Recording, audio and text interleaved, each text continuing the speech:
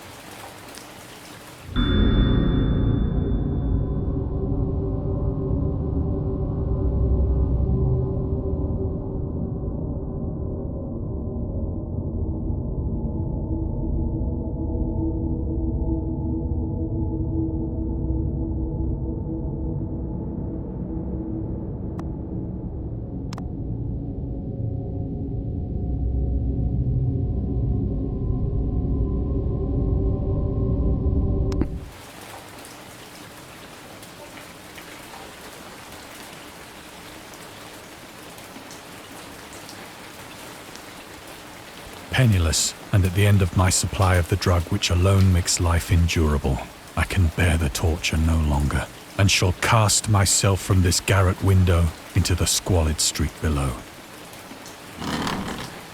Do not think from my slavery to morphine that I am a weakling or a degenerate.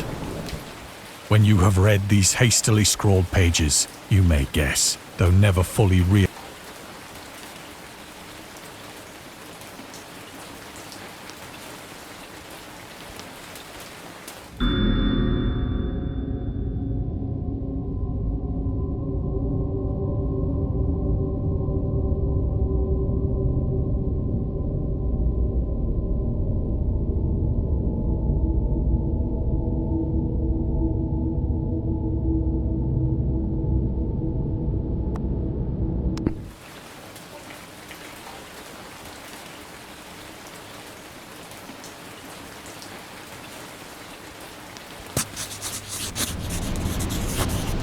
It was in one of the most open and least frequented parts of the broad Pacific that the packet of which I was supercargo fell a victim to the German sea raider.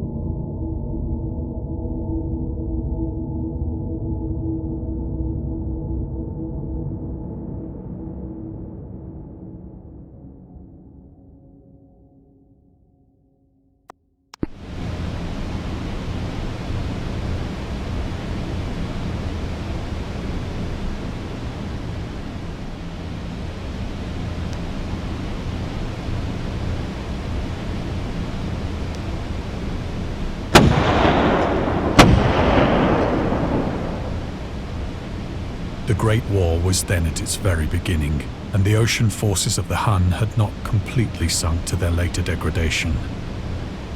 So that our vessel was made a legitimate prize, whilst we of her crew were treated with all the fairness and consideration due us as naval prisoners.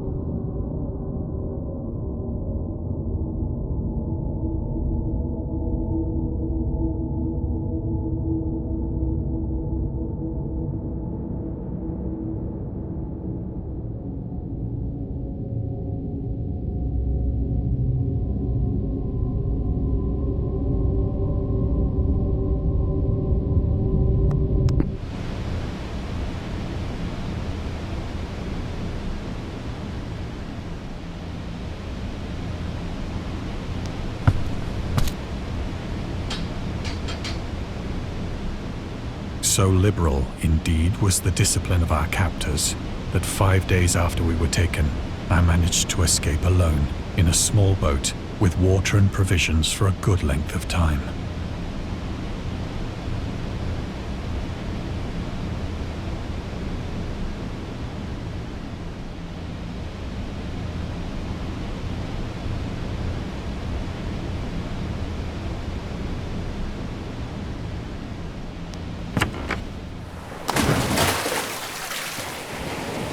When I finally found myself adrift and free, I had but little idea of my surroundings. Never a competent navigator, I could only guess vaguely by the sun and stars that I was somewhat south of the equator. Of the longitude, I knew nothing, and no island or coastline was in sight.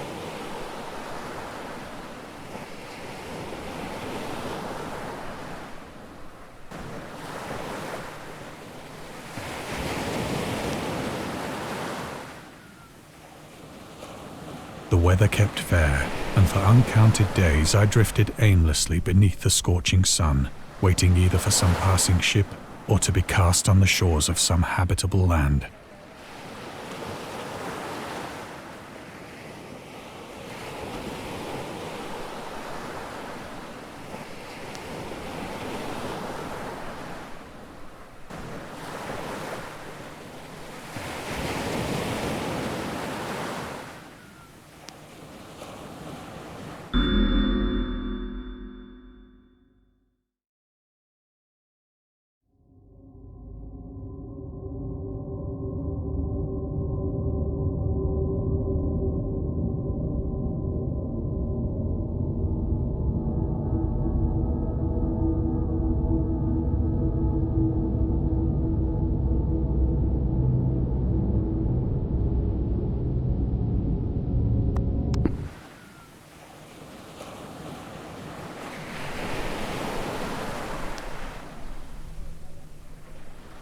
But neither ship nor land appeared, and I began to despair in my solitude upon the heaving vastness of unbroken blue.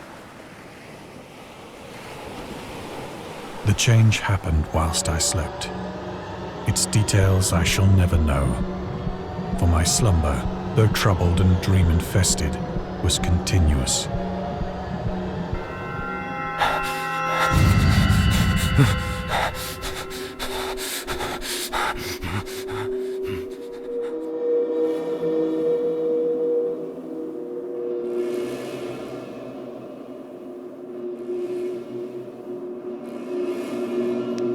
When at last I awoke, it was to discover myself half sucked into a slimy expanse of hellish black mire, which extended about me in monotonous undulations, and in which my boat lay grounded some distance away.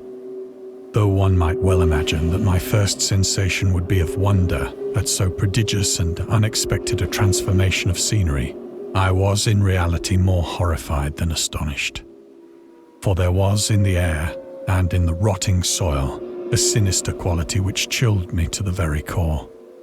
The region was putrid with the carcasses of decaying fish and of other less describable things which I saw protruding from the nasty mud of the unending plain. Perhaps I should not hope to convey in mere words the unutterable hideousness that can dwell in absolute silence and barren immensity. There was nothing within hearing, and nothing in sight, save a vast reach of black slime. Yet the very completeness of the stillness and the homogeneity of the landscape oppressed me with a nauseating fear.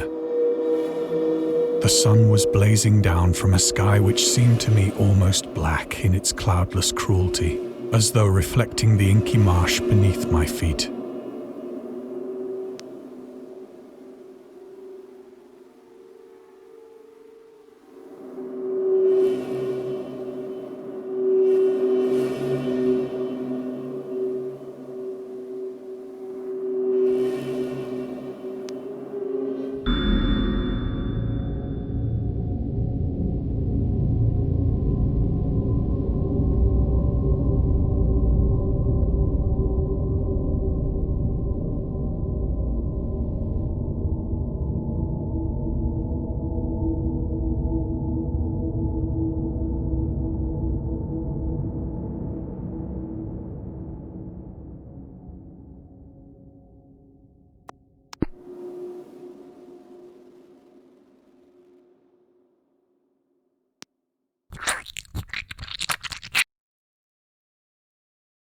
As I crawled into the stranded boat, I realized that only one theory could explain my position.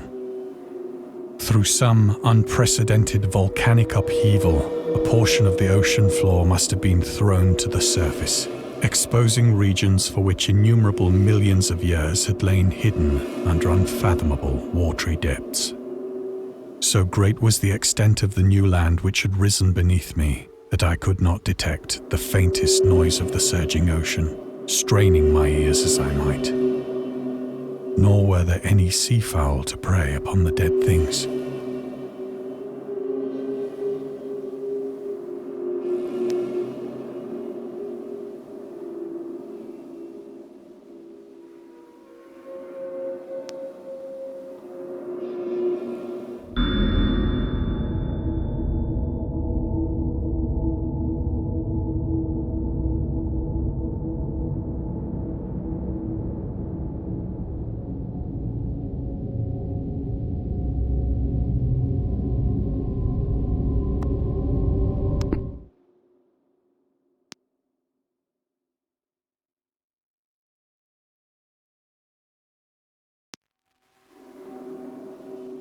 For several hours I sat thinking or brooding in the boat, which lay upon its side and afforded a slight shade as the sun moved across the heavens.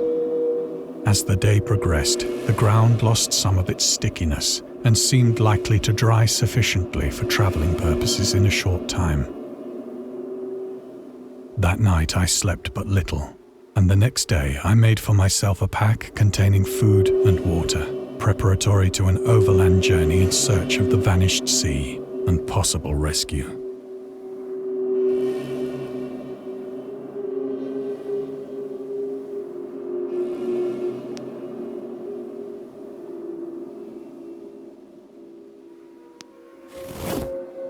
On the third morning, I found the soil dry enough to walk upon with ease.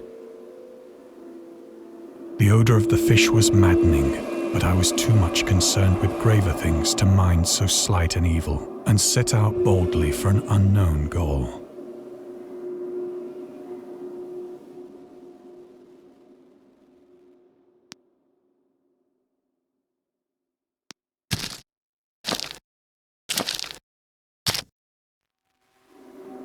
All day I forged steadily westward, guided by a faraway hummock which rose higher than any other elevation on the rolling desert.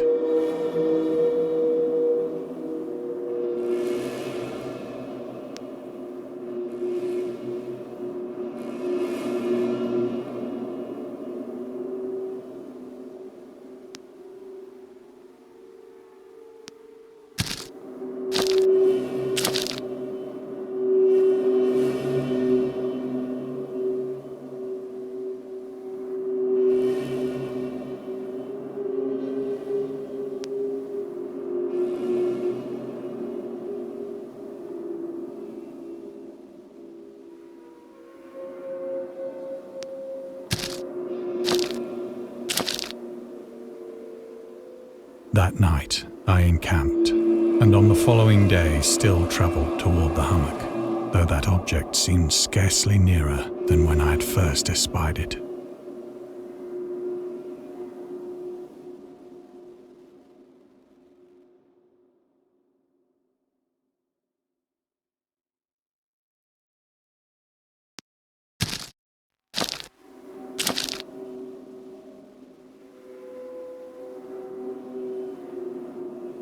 By the fourth evening, I attained the base of the mound, which turned out to be much higher than it had appeared from a distance.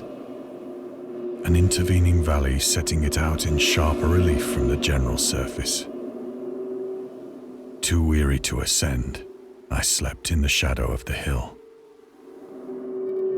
I know not why my dreams were so wild that night, but ere the waning and fantastically gibbous moon had risen far above the eastern plain, I was awake in a cold perspiration, determined to sleep no more. Such visions as I had experienced were too much for me to endure again, and in the glow of the moon I saw how unwise I had been to travel by day. Without the glare of the parching sun, my journey would have cost me less energy. Indeed, I now felt quite able to perform the ascent which had deterred me at sunset. Picking up my pack, I started for the crest of the eminence.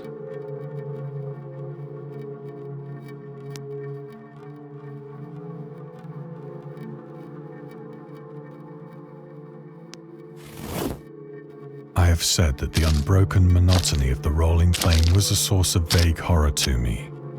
But I think my horror was greater when I gained the summit of the mound and looked down the other side into an immeasurable pit or canyon, whose black recesses the moon had not yet soared high enough to illumine. I felt myself on the edge of the world, peering over the rim into a fathomless chaos of eternal night. Through my terror ran curious reminiscences of Paradise Lost, and of Satan's hideous climb through the unfashioned realms of darkness. As the moon climbed higher in the sky, I began to see that the slopes of the valley were not quite so perpendicular as I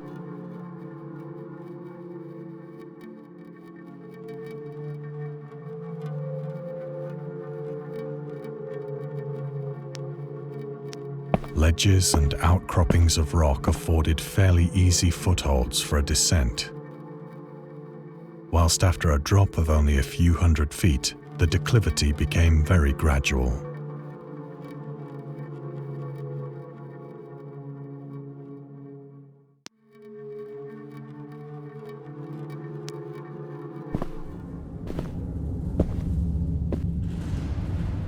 Urged on by an impulse which I cannot definitely analyze, I scrambled with difficulty down the rocks and stood on the gentler slope beneath, gazing into the Stygian deeps where no light had yet penetrated.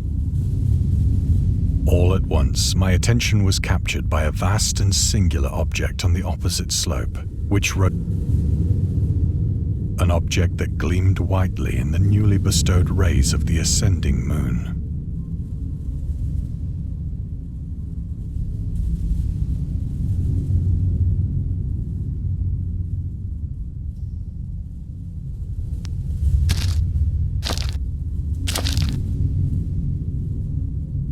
That it was merely a gigantic piece of stone, I soon assured myself. But I was conscious of a distinct impression that its contour and position were not altogether the work of nature. A closer scrutiny filled me with sensations I cannot express.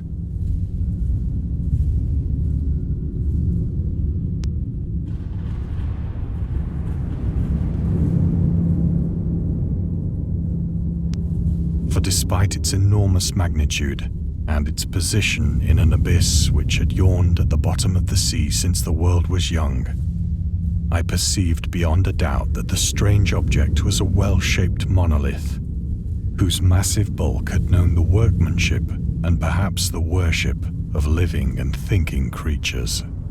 Dazed and frightened, yet not without a certain thrill of the scientist's or archaeologist's delight, I examined my surroundings more closely.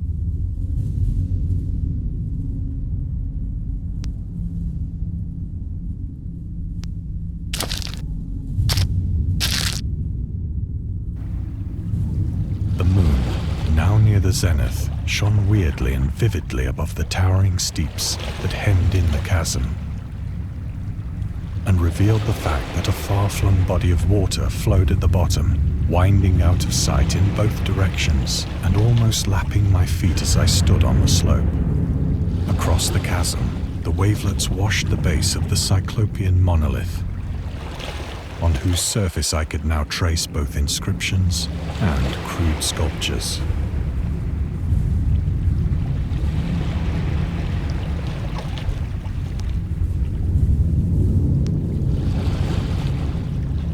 The writing was in a system of hieroglyphics unknown to me and unlike anything I'd ever seen in books, consisting for the most part of conventionalized aquatic symbols such as fishes, eels, octopi, crustaceans, mollusks, whales, and the like.